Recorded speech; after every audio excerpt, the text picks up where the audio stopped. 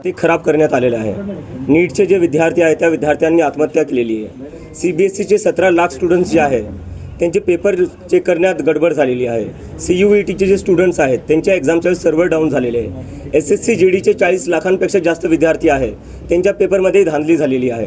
तर असे 1 करोडपेक्षा जास्त जेव्हा स्टुडंट्सचे नुकसान होतो, अशा स्टुडंट्सचे जेव्हा फ्युचर पूर्णपणे तुम्ही बर्बाद करायला बघताय, कधीपर्यंत हे असं चालणार? कुठं ना कुठं कोणाला तरी जिम्मेदारी घ्यावं लागेल. आणि याचमुळं काल आम्ही जंतर मंतरवर जे प्रोटेस्ट केला त्याच्यात आम्हाला खूप जास्त रिस्पॉन्स भेटला. आणि त्यावरनं आपल्याला एक गोष्ट आता कळते की या देशातला तरुण जो आहे, जो जेनझी जो आहे, तो या सरकारला आता घाबरणार नाही आहे. तुम्ही देशाचं नुसतं वाटोळं करून टाकलेलं आहे. ना रोजगार देताय मुलांना, ना त्यांच्या परीक्षा तुम्ही बरोबर घेताय. तर करायचं काय या मग सरकारचं? तर या सरकारला आता या देशातला तरुण घाबरत नाही आहे आणि तो आता रस्त्यावर येणार. आणि जोपर्यंत धर्मेंद्र प्रधान जे शिक्षा मंत्री आहे ते राजीनामा देणार नाही तोपर्यंत हे आंदोलन मागे सरकणार नाही. धर्मेंद्र प्रधानचा राजीनामा आम्ही घेऊनच राहू आणि पुढच्या येत्या काळात आम्ही हे आंदोलन अजून तीव्र करू. धन्यवाद. इंस्टाग्रामवर प्रचंड फॉलोअर्स आहेत, म्हणजे मिलियनवर आहे. त्या तुलनेनं गर्दी होईल असं वाटलं होतं का? आणि कालच्या एकूण आंदोलनाबद्दल तुझं स्वतःचं मत काय, किंवा खरंच एवढा मोठा रिस्पॉन्स होता का? अनेक जण प्रश्न उपस्थित करतात की रिस्पॉन्स नव्हता. फोटो पाहिले. मला वाटतं सगळ्यांनी मला फोटो व्यतिरिक्त सोडून काय बोलायची गरज नाही आहे. तेवढे तरुण जे आले होते त्यांच्याबद्दल तुम्ही काय म्हणणार आहे? ते तरुण काय, त्यांचे जे इश्यूज होते ते बरोबर नव्हते असं तुम्हाला म्हणायचं आहे? किंवा ती आणलेली गर्दी होती? मी तर स्वतः काल अमेरिकेवरनं 8 वाजता पोहोचलो इंडियामध्ये. तिथून मी डायरेक्ट एअरपोर्टला गेलेलो आहे. आणि त्यानंतरही तुम्ही म्हणताय जे लोक आले होते ते कमी आले होते, काय आले होते? पूर्ण जंतर मंतर भरलेलं होतं. तुम्ही स्वतः सगळ्यांनी फोटो पाहिलेले आहे. आणि त्याच्यानंतरही तुम्हाला असं वाटतं प्रतिसाद नव्हतो. मग प्रतिसाद काय असतो? जेवढी जागा होती त्याच्यापेक्षा जास्त लोक भरलेली होती तिथं. आता याच्यामध्ये केंद्रीय शिक्षण मंत्र्याचा राजीनामा घेऊन सगळे प्रश्न सॉल्व्ह होतील का? माझं असं म्हणणं आहे, जर तुम्ही राजीनामाही नाही घेऊ शकत तर मग दुसरे प्रश्न कसं काय सॉल्व्ह करणार? अकाउंटेबिलिटी कुठेतरी फिक्स झाली पाहिजे. फंडामेंटली बोलायला गेलं तर सिस्टम तेव्हा फिक्स होईल जेव्हा कोणी जिम्मेदारी घ्यायला तयार असेल. जर जिम्मेदारी कोणी घेणारच नाही तर सिस्टम कुठून ठीक होणार आहे? Next question. ते आम्ही लवकरच सांगू. जसं आम्ही सांगितलं, आता आंदोलन हे आम्ही देशभर करणार आहे. पण आता 6 दिवसाचा अल्टिमेटम आहे, 6 दिवसाचा. त्या अल्टिमेटम नंतर काय भूमिका असणार, हा या सगळ्याकडे सगळ्यांचं लक्ष आहे. आता हे आम्ही आंदोलन अजून वाढवणार आहे. आणि जर त्यांनी 6 दिवसात राजीनामा नाही दिला, आम्ही पुन्हा एकदा जमिनीवर येऊ. पुढे काय बहाणे करणार आहेत का? चालू आहे, ते चालू आहे. पुढचा प्लॅन काय ठरवला? आता सध्या तरी मी घरी आलेलो आहे. 1-2 दिवस थांबेल मी. आता याच्यानंतर बघू, आता पुढचा निर्णय घेऊ. आज पहिलाच दिवस आहे माझा घरी. आपण पंतप्रधान मोदींवर काहीच बोलत नाही. राजीनामा त्यांनी घेतला पाहिजे हे आम्ही आधीपासून म्हणतोय. जर शिक्षा मंत्र्यांचं अकाउंटेबिलिटी फिक्स होत नाही ते याच्यात पंतप्रधानांची जिम्मेदारी आहे. जर ते रशिया आणि युक्रेनचं युद्ध थांबू शकतात तर पेपर लीक थांबू नाही शकत ते. ज्यावेळेस सुप्रीम कोर्टामध्ये झुरळ हा शब्द उच्चारला होता, झुरळ शब्द उच्चारल्यानंतर ही सगळी ऍक्टिव्हिटी सुरू झाली. देशभरातले सगळे तरुण झुरळ म्हणून स्वतःला संबोधून तुला रिस्पॉन्स दिला होता, पाठिंबा दिला होता. त्यानंतर हा विषय हातात घेतला. हा केवळ एकच विषय असणार आहे का? या सगळ्या पुढच्या काळामध्ये जे काही सरकार विरोधी विषय असतील किंवा आणखी काही मुद्दे असतील ते हाती घेणार आहेत? काय अजेंडा असणार आहे अशी एक उत्सुकता सगळ्यांना आहे. जे युवकांचे मुद्दे आहे, मग तो शहरी भागातला युवक असो का ग्रामीण भागातला युवक असो किंवा तो शेतकरी युवक असो का कामगार युवक असो, आम्ही प्रत्येकांचे मुद्दे उचलणार आहे. एकूण राजकीय परिस्थितीबद्दल काय वाटते? राजकीय परिस्थिती काय ते तुम्ही बघताच आहे. एका सॅटायरमधून जन्मलेल्या पार्टीला एवढा समर्थन भेटते ते कशामुळे भेटतोय? कारण की जेवढे राजकीय पक्ष आहे किंवा जे सरकार आहे त्यांच्याकडून ह्या युवकांना आता काहीच अपेक्षा राहिलेल्या नाही आहे. नोंदणी वगैरे काय होईल? आता त्यासाठी खूप सगळं लवकर आहे. मी कालच इंडियामध्ये आलेलो आहे. 15 दिवसाआधी आमचं हे सगळं सुरू झालेलं आहे. तर आता त्यावर काही बोलणं खूप लवकर असेल. आम्ही ज्या लोकांनी आम्हाला सपोर्ट दिला आहे, ज्यांनी आमची मेंबरशिप घेतलेली आहे, त्या लोकांशी आम्ही संवाद करू, डायलॉग करू. त्यांचे जे काही सजेशन्स, आयडियाज आणि इनपुट असतील त्यानंतर आम्ही आमचा पुढचा मार्ग आणि डिसिजन घेऊ. आता एक विरोधक म्हणून टीका पण केली जाते. त्या सत्ताधारी कोण असेल किंवा आणखी कोणी असेल ते टीका पण करतात वेगवेगळ्या मार्गाने. मग बांगलादेश, पाकिस्तानचा विषय, परदेशात तू राहतो, त्याचबरोबर तुला सरकार विरोधी अजेंडा, असे वेगवेगळे आता तू वाचलाच असतील, तर त्याबद्दल काय मत? माझ्यावर जे टीका केल्या त्या केल्या. ठीक आहे, आज मी तुमच्यासमोर बसलेलो आहे, भारतात बसलेलो आहे. काल मी प्रदर्शन केलं. तुम्ही एका पाकिस्तानीला मग दिल्लीत प्रदर्शन करू देता हे म्हणायचं आहे तुम्हाला? आणि दुसरी गोष्ट माझ्यावर टीका करताय ठीक आहे. वेदांत नावाचा 17 वर्षाचा स्टुडंट CBSEचा, त्याला या सरकार आणि मीडिया, जे मेनस्ट्रीम मीडिया आहे त्यांनी पाकिस्तानी म्हणलेले. जो मुलगा 17 वर्षाचा आहे त्याचं फक्त एकच काम होतं, मेहनत करायची आणि परीक्षा द्यायची. त्यांनी परीक्षा दिली. परीक्षामध्ये त्याला जेव्हा कळलं की त्याची मार्कशीट चुकीची चेक झाली, तो कारभार त्यांनी उघड आणला, तेव्हा तुम्ही त्याला पाकिस्तानी म्हणले. या देशात तुम्ही कोणाला पाकिस्तानी म्हणणार आहे? त्या वेदांतला तुम्ही पाकिस्तानी म्हणताय, जो एक CBSEचा स्टुडंट आहे.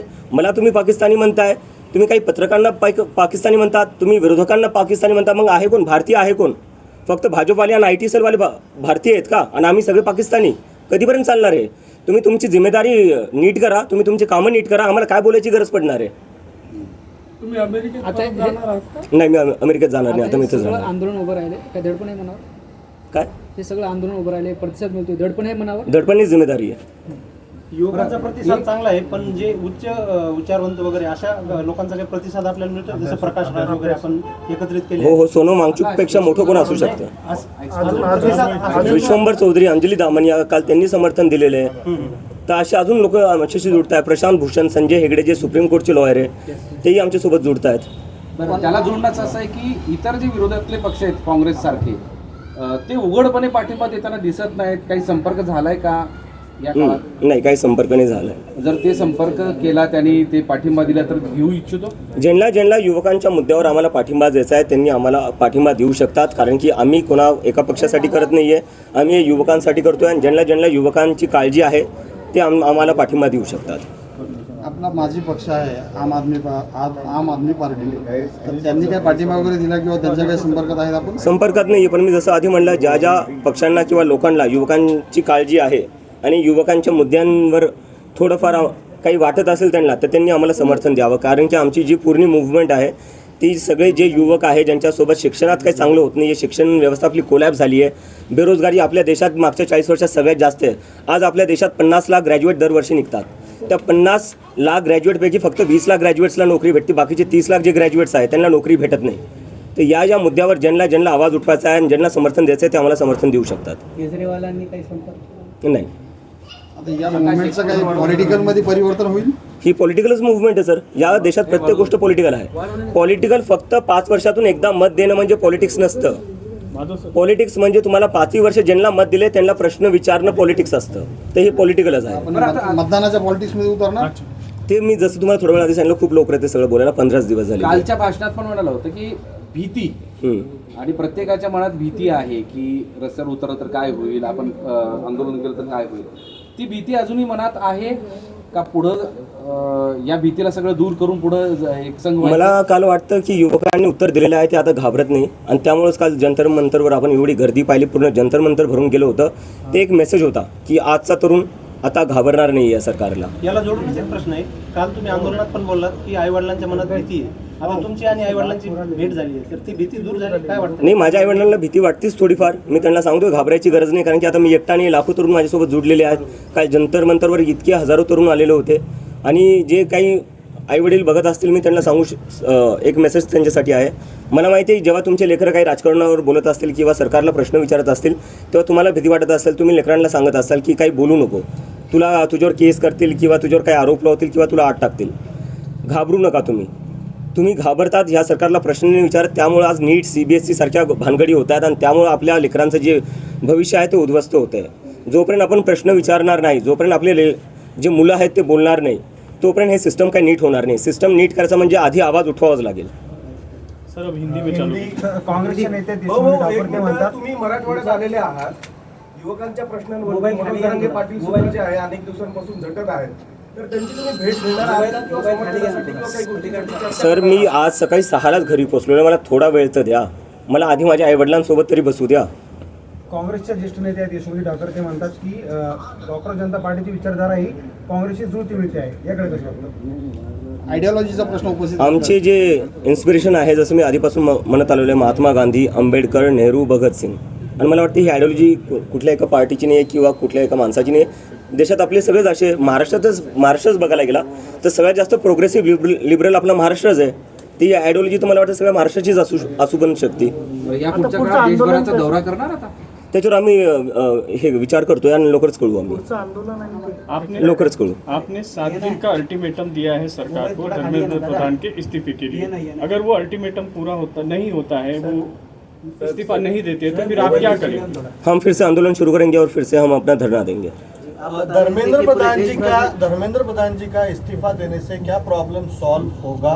क्या सेंट्रल गवर्नमेंट ने इसमें और स्टेप्स इनिशिएट करने की जरूरत है, क्योंकि एजुकेशन जनरेशंस पे इम्पैक्ट करता है, एक पीढ़ी पे। मैं आपसे पूछना चाहता हूँ, एक मेरा सीधा क्वेश्चन है, सिस्टम कैसे ठीक होगा जब कोई जिम्मेदारी लेने को तैयार नहीं है?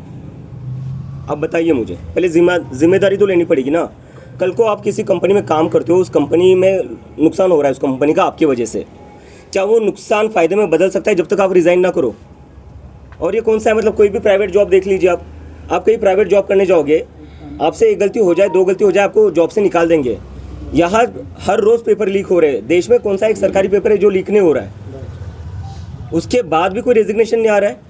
तो जब तक रेजिग्नेशन नहीं आता तो कैसे मान सकते सिस्टम ठीक होगा? पहले रेजिग्नेशन तो देकर दिखाओ, हमें बताओ तो कि आप गलती मानने के लिए तैयार हो। आप गलती ही नहीं मानने को तैयार हो। आपण भाजपचे जे धर्मेंद्र प्रधान आहे तर त्यांचे जे सेक्रेटरी आपण त्यांना पण धारेवरती धरणार का? कारण की जर बघायला गेलं तर मंत्री दर 5 वर्षाला बदलत राहतात, पण सेक्रेटरी फिक्स असतो, प्लॅन पण नाही का एक्झिक्यूटिव्ह सेक्रेटरी थ्रू होतो, तर आपण त्यांना पण धरलं पाहिजे। छोट्या मासांना पकडून काय अर्थ आहे? आपको हर तरफ से ते वरती कोण बसले, त्यांना ऑर्डर कोण देते? आता मी त्याच्यावरच बोलतो, एक ॲक्शन घेतले सरकारने यावर, जे CBSE नीटमध्ये झालेले, काय केलेले? ट्रान्सफर केले ऑफिसर्सचे, सस्पेन्शन पण नाही, नुसतं ट्रान्सफर केलेले आहे। 6-7 स्टुडंट्सनी आत्महत्या केलेली आहे, त्याच्यावर सरकारचं ॲक्शन काय? ट्रान्सफर, सस्पेन्शन पण जमलं नाही तुम्हाला। म्हणजे या देशात जे स्टुडंट्स आहेत त्यांच्या लाईफची व्हॅल्यू एवढी कमी आहे की तुम्ही सस्पेंडही नाही करू शकत अधिकाऱ्यांना। आम्ही तर राजीनामा म्हणतोय, राजीनाम्याशिवाय कमी काही मंजूरच नाही आहे। तुम्ही नुसतं ट्रान्सफर केले, काय लायकी ठेवली त्या स्टुडंट्सनी ज्यांनी आत्महत्या केली आहे? काय वाटत असेल आज त्यांच्या आईवडिलांना हे सगळं पाहून?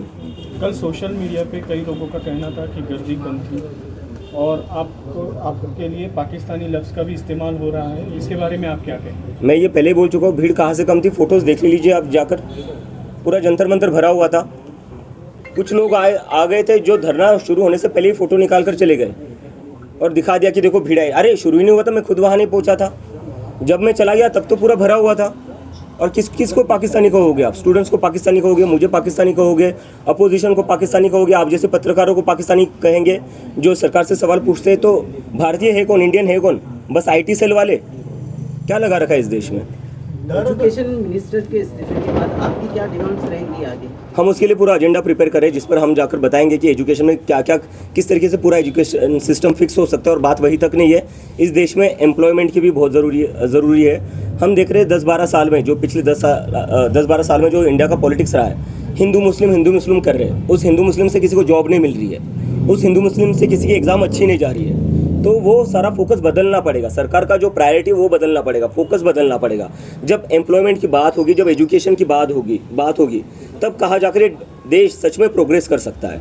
क्या आपको लगता है कि जेंजीज की वजह से जो नियर बाय कंट्रीज है वहाँ पर रेवोल्यूशन हुआ है, तो इंडिया में भी हो सकता है? नियर बाय कंट्री से मैं कंपेयर नहीं करना चाहूँगा, क्योंकि मैं देख रहा हूँ कि एक इकोसिस्टम है सरकार का, एक नैरेटिव चल रहा है जो बार बार बांग्लादेश में जो हुआ, नेपाल में जो हुआ, उससे हमें कंपेयर करके बोले जा रहे हैं कि ये लोग देश में तबाही मचाना चाहते। कल देख लिया, कल जंतर मंतर पर पूरा भरा हुआ था, इतनी भीड़ थी, कहीं पर भी कुछ नहीं हुआ, एकदम शांतिपूर्ण तरीके से प्रदर्शन हुआ। कल हमने दिखा दिया है कि ये प्रदर्शन हम शांतिपूर्ण तरीके से ही करेंगे और करके दिखाया है हमने, और आगे जाकर इससे भी बड़ा प्रदर्शन होगा जो पूरा शांतिपूर्ण होगा। छत्रपति संभाजी नगर में कोई आंदोलन होगा?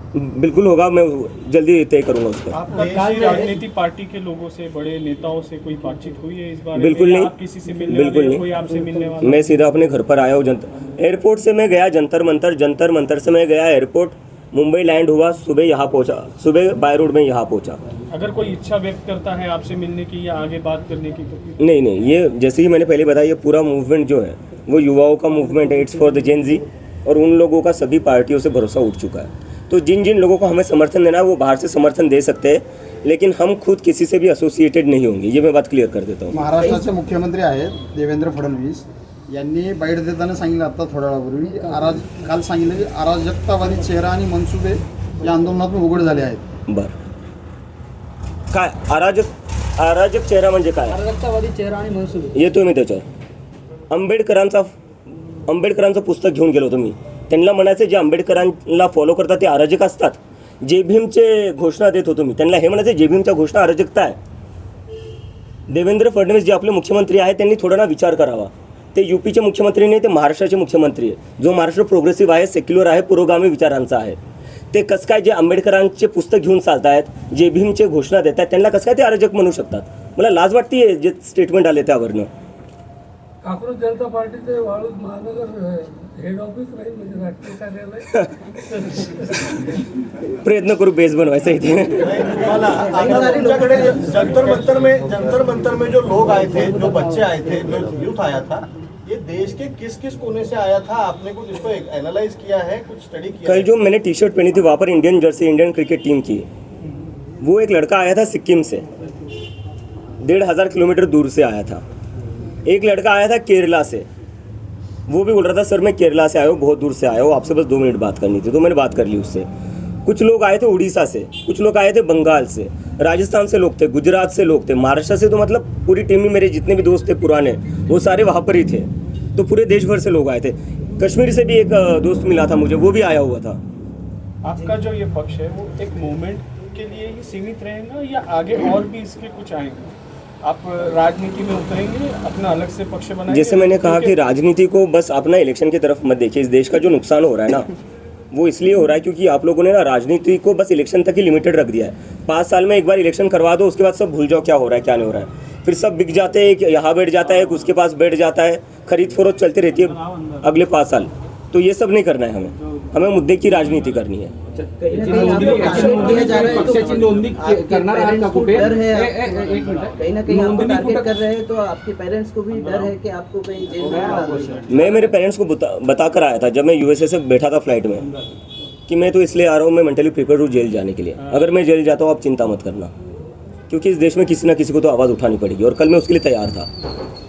अभिजित, हे काँग्रेस जनता पार्टीची काही नोंदणी केली जाणार आहे का? ते मी सर तुम्हाला मी आता हे 3-4 वेळेस म्हणतो. 15 दिवस झाले आम्हाला, 15-16 दिवस झालेले. आम्हाला थोडा वेळ द्या, कारण की आम्ही 15 दिवसातच एवढं मोठं आंदोलन करून दाखवलं जंतर मंतरवर. हीच खूप मोठी गोष्ट आहे. सर, कई जेनजीज सारे को कोई ट्रेडमार्क मैसेज आपके है? नाम जेनजीज के लिए कोई मैसेज है? जेनजी को एक ही मैसेज है कि जब आप लोग आवाज़ उठाओगे तो सरकार में कोई भी बैठा हो उसको आपकी बात सुननी पड़ेगी. आप लोग आवाज़ नहीं उठाते हो, उन लोगों को लगता है कि आप डर जाओगे, और उनको ये लगता है कि अगर ये लोग मुझे अरेस्ट कर देंगे तो उससे आप लोग डर जाओगे. लेकिन आपको डरना नहीं है. अगर जेल में जाने की बात आई, मैं खुद जेल चला जाऊंगा, आप लोगों को जेल में जाने की ज़रूरत नहीं है. लेकिन मैं बस एक चीज़ चाहता हूँ, आप लोग आवाज़ उठाते रहो. जब किसी के साथ भी इस देश में गलत होगा, ये हम सबकी जिम्मेदारी है कि हम आवाज़ उठाएं. Thank you. चलो